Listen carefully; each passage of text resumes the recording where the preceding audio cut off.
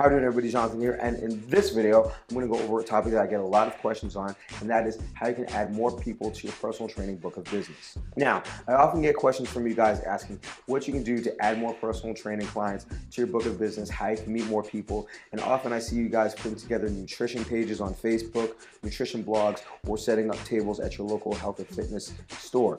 And while that's not a bad thing, it only affords you an opportunity to communicate your knowledge on nutrition. It doesn't necessarily communicate to the client that you can give a great workout. So your goal, if you want to add more people to personal training, is to increase your exposure. Now, if you go to any sales video that I've made, I always say that a great way to get more clients is to teach classes, because anytime you teach a class, it's usually a low barrier to entry. If you work in a gym, the classes are offered for free. So it gives you an opportunity to blast out a big commercial to people that like to work out anyway. Oftentimes, people ask their Group X instructors for extra advice on what they can do to get in shape. And since Group X instructors don't often do personal training, the person doesn't sign up for personal training. But if you do personal training as well as teach the classes, you have a better opportunity to get more people in front of you. There are some classes that tend to draw more people, and when you can teach those classes, you'll be able to draw people that might never otherwise be interested in personal training. So I'm going to go over 4 certifications that you can get that will help you to attract people to increase your book of business. Certification number 1 is going to be Barre classes. Now, Barre classes are kind of the new kid on the block. All right, it's really a mix of Pilates and isometric training, and they put it inside of a dance studio. They do some work against the dancing bars, and then they made a whole new genre of exercise. And the truth is, people are gravitating toward it pretty quickly. Now, before you run off and get a Barre certification, understand a couple of things. You first want to make sure that you located a number of Barre studios in your general area, or that you've identified dance studios in your general area that will allow you to run a fitness class. You want to give yourself the best opportunity possible to get in front of a lot of people. So if you don't have the demand in your area, this certification might not be right for you. However, if there is the demand in the area, you can go to the link below. Certifications cost somewhere around $300. And as always, when you teach classes, it gives you an opportunity to draw from those folks and then tell them about the benefits of strength training.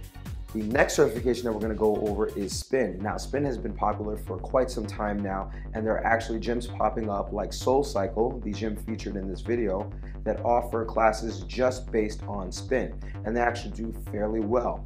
Most importantly, a lot of people gravitate to Spin because it's very easy to pick up. All you got to do is hop on the bike and follow the trainer.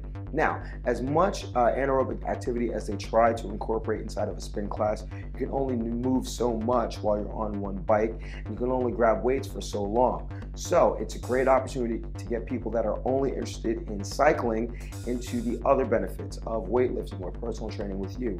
That gives you an opportunity to address muscular imbalances and taking them out of the spin room onto the floor and seeing what their body can do on an unstable surface. So if you're looking to do a spin class, remember, you want to make sure that the demand is there. The gym that you're working at, you want to make sure that they offer a spin class and there is a need for you, or you want to identify different spin gyms in the area and fill out an application before you put down $300, $400, $500 on a spin certification. This is not the type of certification where you essentially get the certification yourself and then buy a bunch of spin bikes, because spin bikes on their own can run for about at least $700 to thousands of dollars per bike. So the first thing you want to do is make sure that there is a demand, and then you can plot the $300, $400, $500 required to get the certification, and it will put you in front of a lot of people that might not be interested in personal training otherwise. The third certification is going to be yoga, and this is a widely popular certification, and there are tons of studios out there that just offer yoga, so you can be profitable with yoga. Most importantly, you don't need any equipment in order to run a yoga class outside of a mat, perhaps a yoga block, and some yoga straps. However, the time investment into the yoga certification in order to be effective and seasoned is a little bit higher than you would find in a Barre class, which generally can be certified in about 8 hours, or a spin certification, which generally takes around 8 hours. With yoga, you generally want 200 to 400 hours of guided practice to make sure that you know exactly what you're doing and that you can properly lead a class of people. So First, make sure that you actually like yoga. Take a yoga class yourself. If you like yoga, then you can explore the idea of getting a certification. But before you do, you make sure that there's demand. You make sure that in your gym, yoga classes are offered, or there are yoga studios in your area that will allow you to teach yoga, or there is a space where you'll be able to offer yoga classes on your own, because the reality is you really only need a floor, mats, and blocks. So if you like yoga, it's not personally my thing, you'll be able to draw a vast amount of people. And again, while you're talking about the benefits of, inner strength, inner balance, outer balance, you can also talk about the benefits of strength training, aerobic training, and anaerobic training to the people that just do yoga. And that's the point where you can present your personal training services. Now, the final certification is going to be Zumba. And Zumba probably catches the most flack out of all of the group classes that you see, because a lot of personal trainers don't feel that it's a good workout. Let me tell you something.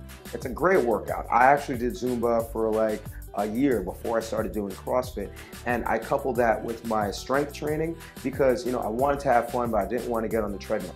And that's the main reason why a lot of people get into Zumba. There are people that will not touch a dumbbell, but surprisingly enough, Zumba actually has Zumba strength classes where they put Zumba branded dumbbells in your hands. So it's actually a gateway class for people that aren't sure about their ability to work out, but they do want to do something. If you can win them over as you teach the Zumba classes, they will then see you as a credible resource.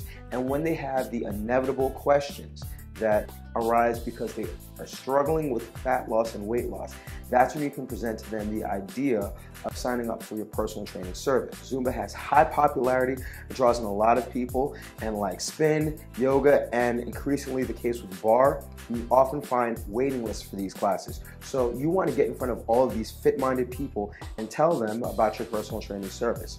Now, there's one more certificate that I would recommend, and that is my Dumbbells to Dollars How to Teach a Boot Camp course. Because while people may be interested in training with you outside of their genre of exercise, they may not be able to afford personal training sessions. And boot camp, number one, allows you to leverage your money. And most of you know that after I started boot camp, I never went back to personal training because it allows you to train more people at the exact same time and make more money.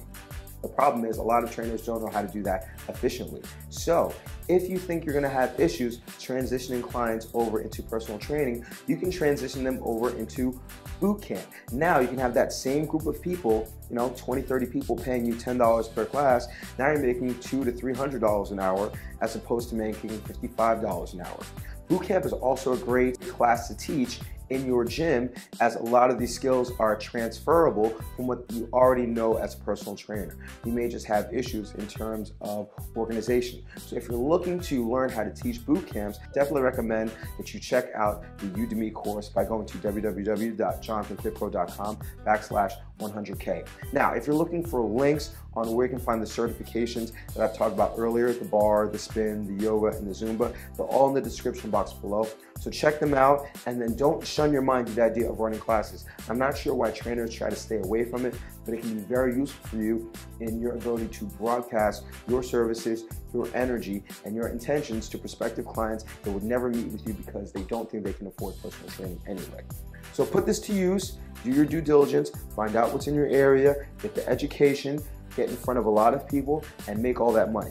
I'll keep you posted with new videos. Thank you for watching this one. Don't forget to subscribe to this channel. And as always, remember to eat healthy, hydrate, drive safe. Shut yourselves low, get rest, don't slap anybody. Love your clients, they will love you back. I will see y'all tomorrow or the next day, and you have a good one.